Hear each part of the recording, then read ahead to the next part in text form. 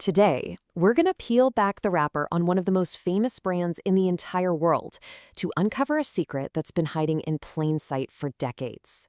We are talking about McDonald's, but trust me, this is not the story you think you know. So let's just jump right in with a question that honestly sounds a little absurd. Is McDonald's actually in the business of selling hamburgers? Well, the answer is so much more complicated and, frankly, so much more brilliant than a simple yes or no. Just look at this. On one side, you've got the humble beginning, a little 15-cent hamburger stand from the 1940s. And on the other, the reality of today, a sleek, data-driven, digital-first global behemoth.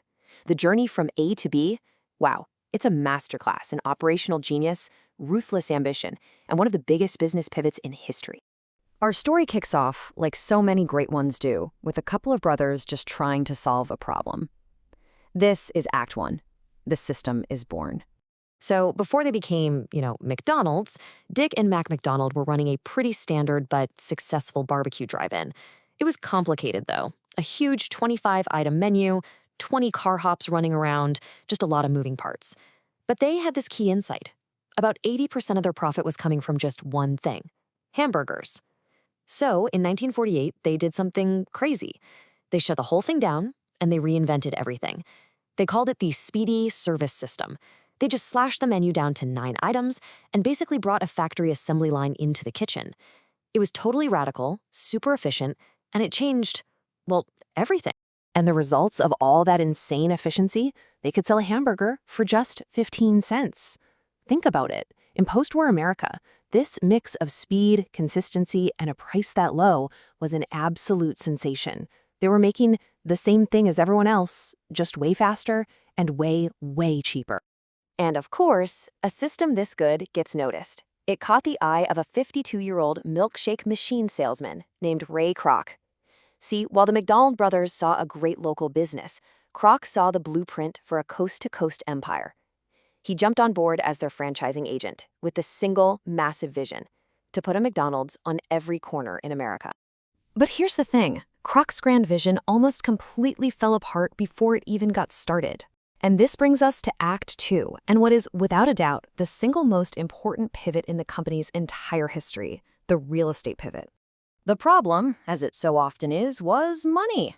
Kroc's contract with the brothers only gave him a tiny 1.9% cut of sales, and out of that, he had to give the brothers 0.5%. The math just wasn't working.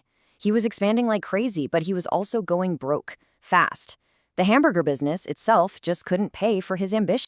And this is the moment it all changes. A financial wizard named Harry Sonneborn gave him some advice, and Kroc had a revelation that would completely redefine the company. He wasn't in the hamburger business. As he famously put it later, "My business is real estate." This one idea is the absolute key to understanding the entire McDonald's empire. The strategy, which became known as the Sonneborn Model, was simple, but it was just brilliant.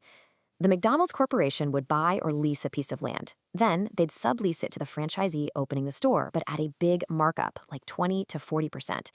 All of a sudden, McDonald's main source of income wasn't burger royalties, it was rent. This created a steady, predictable, and incredibly profitable stream of cash. As Sonneborn himself said, "The only reason we sell 15-cent hamburgers is because they are the greatest producer of revenue from which our tenants can pay as rent."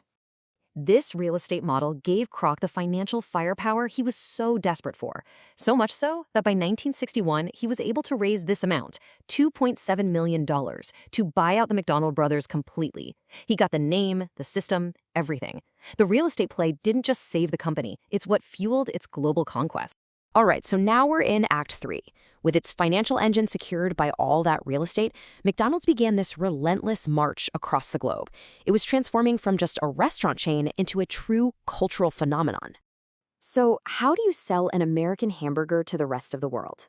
You use a really clever strategy called glocalization. They kept the global brand consistent, right? You can get a Big Mac or McNuggets almost anywhere.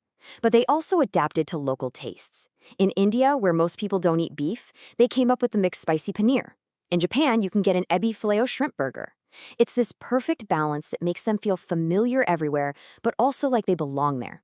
You know, when you're on top, everybody takes a shot at you. The 1980s gave us the Burger Wars. Burger King came out swinging, attaching McDonald's for frying its patties instead of flame broiling them. And of course, Who could forget Wendy's and their iconic "Where's the Beef" campaign? It was a direct hit on the Quarter Pounder. All this competition forced McDonald's to become a marketing machine, and it just cemented their brand in our minds forever. By the 2000s, McDonald's seemed pretty much invincible. But a totally new kind of threat was emerging, one that attacked the very thing they sold. This is Act 4, the health crisis and the great comeback. In 2004, the documentary Super Size Me just landed like a bombshell. It directly tied the McDonald's brand to the growing obesity crisis in America. And for the first time, the golden arches weren't just a symbol of family fun anymore, they became a symbol of poor health. It was a complete PR nightmare, and sales started to plummet. Their response was another huge pivot. They called it the Plan to Win, and it shifted the whole company's focus from just being bigger to being better. They renovated their restaurants, gave them these modern cafe-style looks. They added healthier stuff to the menu, like salads and fruit.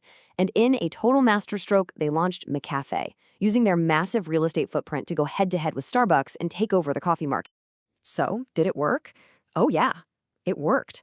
The results were just staggering. Since that low point right after the Super Size Me crisis, McDonald's stock price has soared by about 1,000%. It was one of the greatest corporate turnarounds of our time. And that brings us to today. The same company that mastered the assembly line and then mastered real estate is now completely reinventing itself one more time. Welcome to Act 5, the digital transformation. Their current game plan is called Accelerating the Arches, and its focus is all about technology and convenience. It boils down to what they call the 4Ds. So, let's break this down. First is digital. That's their loyalty app collecting customer data to give you personalized deals.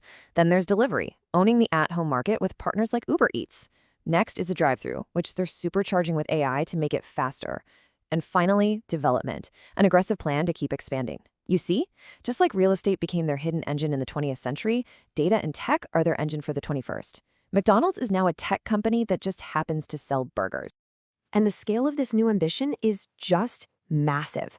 By 2027, they're aiming to hit 50,000 restaurants all over the world. And get this, they want a loyalty program with 250 million active users.